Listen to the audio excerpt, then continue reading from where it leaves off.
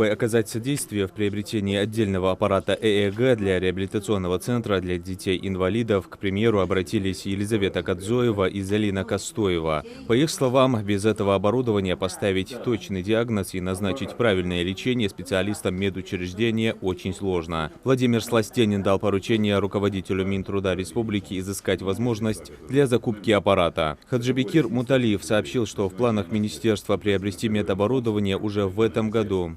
Проблемы, с которыми сталкивается на своем участке работы Владимира Сластенина, посвятил президент Федерации автоспорта Республики Тимур Шадыжев. Наиболее остро в автодоре стоят вопросы определения баланса содержателя и границ, которые приводят к притязаниям на федерацию со стороны неизвестных лиц. Премьер дал указание Минспорту рассмотреть возможность постановки автодрома на баланс ведомства. С просьбой посадить в республике медоносные деревья липы, акации, березы обратился опытный пчеловод Исраил Харсиев. С их дефицитом ингушские пчеловоды испытывают большие трудности. В итоге республиканскому Минсельхозу поручено во время проведения мероприятий по озеленению территорий делать акцент на медоносных деревьях. А вот Алихан Амирханов обратился к премьеру с вопросом асфальтирования отрезка дороги переулка Калинина в Сунже. Глава города Хаваш-Багаудин Сапралиев отметил, что в бюджете администрации Сунжи на этот год средства на асфальтирование дороги предусмотрены. Владимир Сластенин поручил руководству муниципалитета довести вопрос до полного разрешения.